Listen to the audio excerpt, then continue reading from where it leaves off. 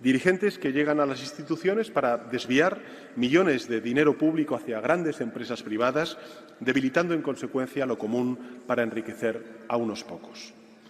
Quienes convierten la salud en un privilegio y la supeditan al dictado del dinero, rompen el contrato social más básico de todo sistema democrático.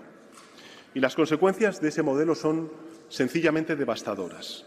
Solo en el año 2022, 1.600 millones de personas, repito, 1.600 millones de personas se arruinaron tratando de hacer frente a los gastos sanitarios. 1.600 millones de personas. Y una cuarta parte de la población mundial enfrentó dificultades financieras para sus costes de salud. Una de cada 4 personas en el mundo obligadas a elegir entre curarse o comer. Y esto sucede, además, en un momento de enormes desafíos globales. Lo vivimos hace 12 años con el ébola, lamentablemente lo estamos volviendo a vivir. Lo vivimos hace pocos años, 6 años, con mucha mayor crudeza con la pandemia de la COVID-19 y ese mismo temor, a menor escala, volvió a surgir hace apenas unos días con el brote del hantavirus en el buque MV Ondios. Por tanto, invertir en salud global es invertir en seguridad para nuestros países y para nuestros conciudadanos. Solo en los últimos 2 años, para que nos hagamos una idea de la envergadura, de la magnitud de la crisis que está sufriendo el sistema multilateral, la financiación internacional destinada a la salud global se ha reducido en torno a un 30% en estos 2 últimos años. Un 30%. Y las consecuencias ya están aquí.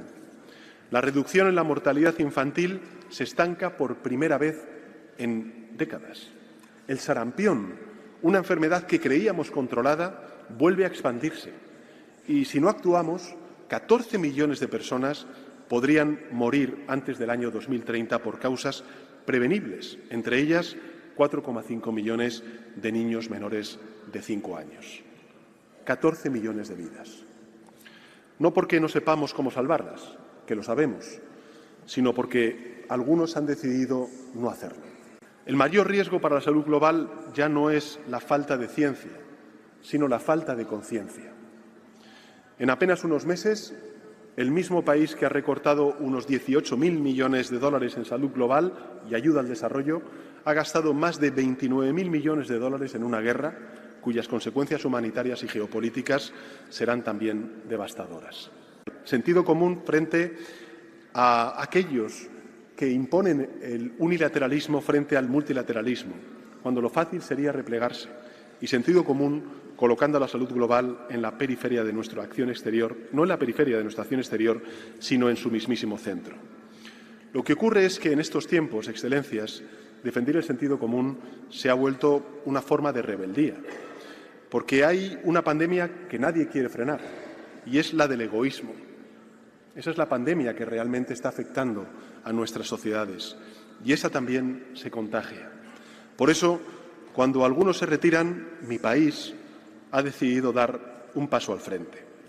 Desde que tengo el honor de presidir el Gobierno de España, Excelencias, hemos duplicado nuestra ayuda oficial al desarrollo. Solo el año pasado, mientras otros muchos países recortaban esa ayuda oficial al desarrollo, nosotros la hemos aumentado en un 13%. Y hemos comprometido 315 millones de euros al sistema de salud global para el periodo 2025-2027, con contribuciones a Gavi, al Fondo Mundial y, por supuesto, también a la Organización Mundial de la Salud. Los países del sur global deben tener el papel que les corresponde en las tomas de decisiones internacionales. Debemos también mejorar la coordinación y reducir la excesiva fragmentación que aún sufre este sistema multilateral.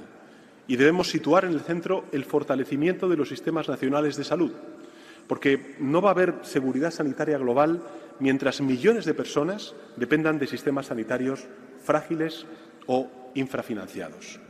Por tanto, nunca olvidemos la mayor lección que nos dejó la pandemia de la COVID-19, y es que no hay seguridad nacional posible en un mundo sanitariamente inseguro.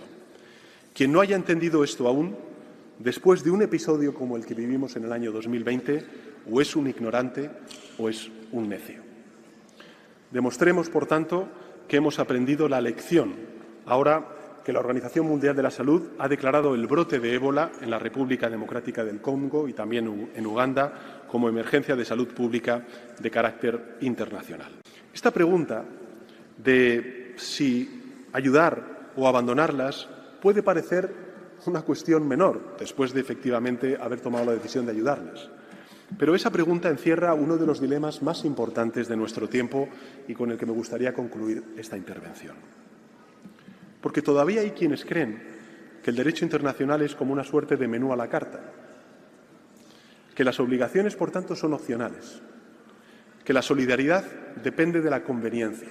La reforma de la salud global puede hacerla quienes recortan o quienes defendemos un orden multilateral basado en eso, en la confianza mutua y en sistemas públicos de salud global. Quienes creen en la imposición o quienes creemos, como estoy convencido que es la mayoría de nuestras sociedades y, por supuesto, la mayoría de naciones, en el liderazgo compartido. Quienes levantan muros o quienes entienden que nadie se salva solo. Esa yo creo que es la decisión que tenemos delante, porque el liderazgo internacional no consiste solo en tener más poder. El verdadero liderazgo internacional empieza cuando un país decide actuar aunque otros retrocedan.